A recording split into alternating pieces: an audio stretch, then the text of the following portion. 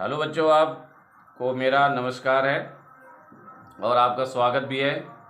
Bye PS college में आप admission लिए हैं फर्स्ट ईयर में।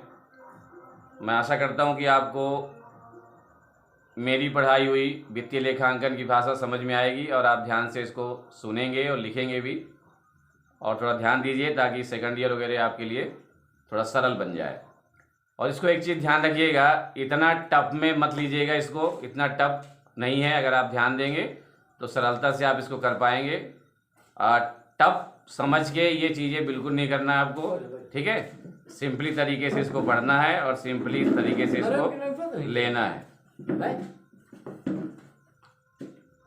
सिंपली तरीके से इसको पढ़ना है, सिंपली तरीके से इसको आपको लिखना भी है। अपने कॉपी ले लो और उसमें आराम से लिखना चालू करो आप लोग। पहला चैप्टर इसका लेखांकन का परिचय। वित्तीय लेखांकन हमारी किताब है, उसमें ये आपको उसके बारे में नॉलेज लेना है। लेखांकन क्या है, अकाउंटिंग क्या चीज़ है। लेखांकन व्यापार की भाषा है। लेखांकन का आशय मौद्रिक लेन देनों का लेखा करना, वर्गीकृत करना, निष्कर्ष निकालना, विश्लेषण करना और निर्वचन करना है। इसका उद्देश्य एक निश्चित अवधि के बाद व्यापार की आर्थिक घटनाओं को संख्यात्मक रूप देकर इन घटनाओं के आधार पर संख्यात्मक वित्तीय परिणाम की गणना करना तथा संबंधित पक्षों को व्याख्यात्मक तथा वस्तुनिष्ठ आर्थिक सूचनाएं देना है। एक परिभाषा लिख लीजिए जो शॉर्ट में है, कम शब्दों में है। लेखांकन एक विस्तृत धारणा है। इसमें वित्तीय लेखांकन, लागत लेखांकन, प्रबंधकीय लेखांकन, कर लेखांकन और सरकारी लेखांकन भी सम्मिलित हैं। ये आप लोग नोट कर लीजिएगा। और एक चीज़ ध्यान रखिए, लेखांकन का कार्य जो है, लेखांकन वहीं से प्रारंभ होता है जहां पुस्तपालन का कार्य समाप्त होता है। पुस्तपालन आपने देखा होगा 11वीं और 12वीं में। पुस्तपालन का कार्य, पुस्तपालन का मतलब होता है किताबें रखना, बुक कीपिंग, जो आपने पढ़ा है 11th-12th में, तो बुक कीपिंग है। बुक कीपिंग मतलब होता है किताबों को रखना। लेकिन किताबों को रखने भर से काम नहीं होता है, उसमें लिखना भी जरूरी है। वही लिखने को ही अकाउंटिंग लेखांकन कहा जाता है। अकाउंटिंग एंड लेखांकन, हमारे पास पुस्तकें हैं, हम उसमें ला के रख दिए हैं अपने व्यवसाय में और उसमें कुछ लिख नहीं रहे हैं तो उसका कोई फायदा नहीं है।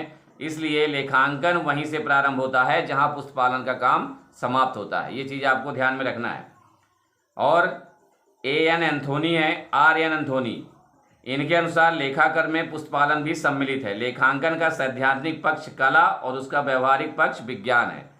रहने से यह कला और विज्ञान दोनों है, मतलब लेखांकन कला और विज्ञान दोनों है। ये आपको हमेशा याद रखना है। इसमें क्वेश्चन भी आते हैं कि लेखांकन कला विज्ञान है या नहीं, ये लिखना है।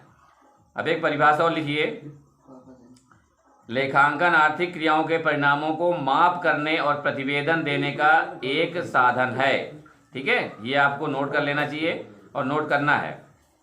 फिर लेखांकन निश्चित अवधि के बाद वित्तीय स्थिति के परिवर्तनों और लेन देनों को लिखने, वर्गीकृत करने और निष्कर्ष निकालने, विश्लेषण और निर्वचन करने की कला और विज्ञान दोनों है। लेखांकन कला और विज्ञान दोनों है, ये आपको हमेशा याद रखना है।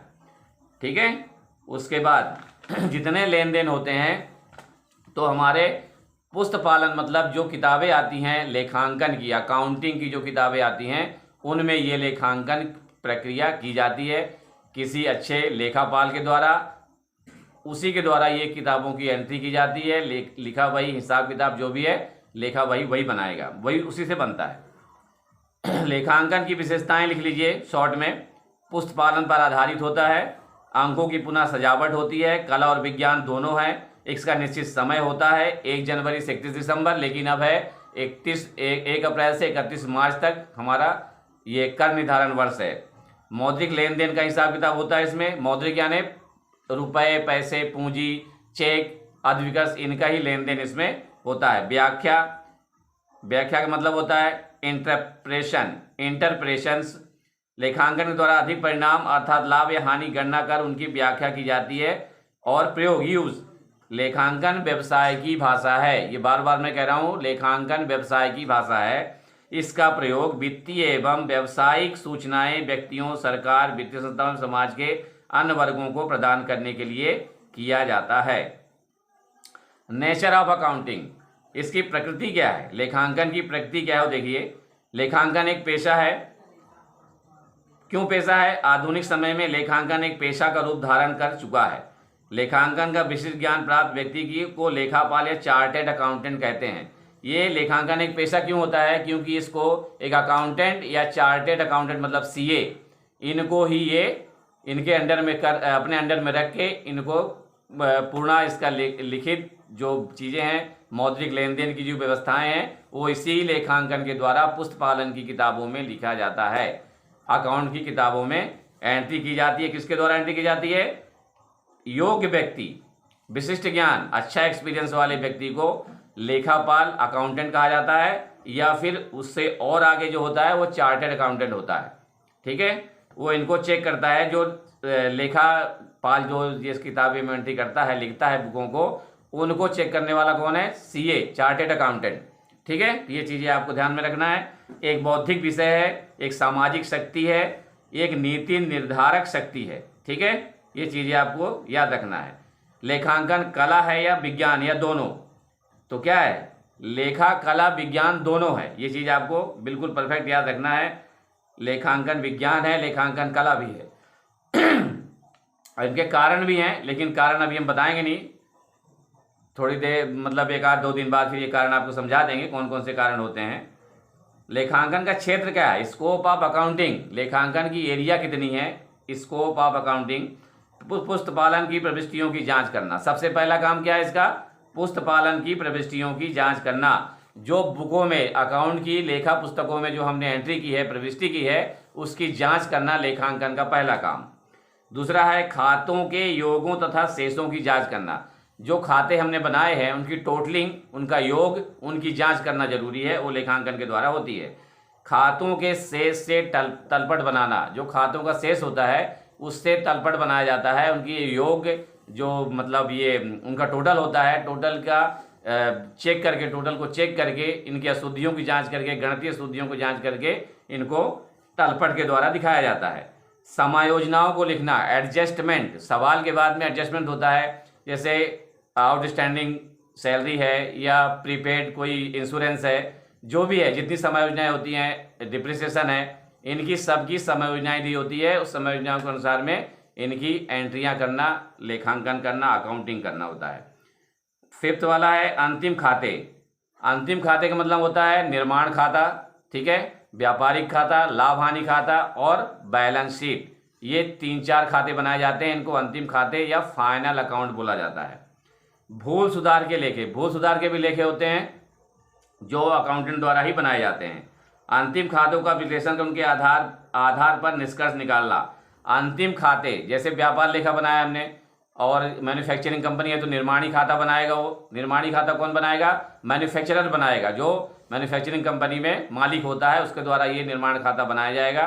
फिर उसके बाद में व्यापारिक खाता बनाएगा, व्यापार लेखा बनेगा। उसके बाद लाभ हानि लेखा, प्रॉफिट एंड लॉस अकाउंट बनेगा। उसके बाद बनेगा फाइनल अकाउंट, बैलेंस शीट। ठीक है, तो हमें व्यापार लेखे से क्या पता चलता है कि हमने मतलब ग्रॉस प्रॉफिट कितना है या फिर ग्रॉस लॉस हमें कितना है। और लाभ प्रॉफिट एंड लॉस अकाउंट से क्या पता चलता है कि हमारे व्यवसाय में शुद्ध लाभ कितना है, नेट प्रॉफिट कितना है और नेट लॉस कितना है। ठीक है, और जो बैलेंस शीट है ये बहुत महत्वपूर्ण चीज़ है व्यवसाय के लिए, बहुत महत्वपूर्ण है। इसलिए महत्वपूर्ण है क्योंकि इससे, बैलेंस शीट से हमारे व्यवसाय की आर्थिक परिस्थिति की जानकारी मिलती है कि हमारी कंपनी किस स्थान पर खड़ी है, लॉस में खड़ी है या फिर प्रॉफिट में खड़ी है। ये कौन बताएगा हमें? बैलेंस शीट के द्वारा पता चलेगा। ये चीज़ आपको बिल्कुल अपने दिमाग में रखना है। ठीक है, अब लेखांकन के उद्देश्य लिख लीजिए।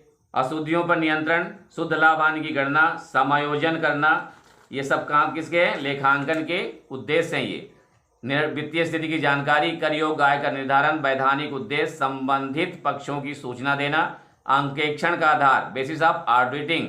ऑडिटिंग करने के लिए लेखांकन बहुत जरूरी है। लेखांकन नहीं है तो ऑडिटिंग किस में करेंगे? ऑडिटिंग का मतलब होता है जांच, है ना, खाता पहियों की जांच और तुम्हारे लेजर की जांच, कैश बुक की जांच, इनकी जांच अगर इसमें कुछ लिखा रहेगा तभी तो हम इसमें ऑडिट कर पाएंगे, जांच कर पाएंगे। जब कुछ लिखा ही नहीं है तो हम जांच नहीं कर सकते, ना ऑडिट कर सकते। इसलिए इनका बहुत जरूरी है। आधुनिक कार्य कौन कौन से हैं?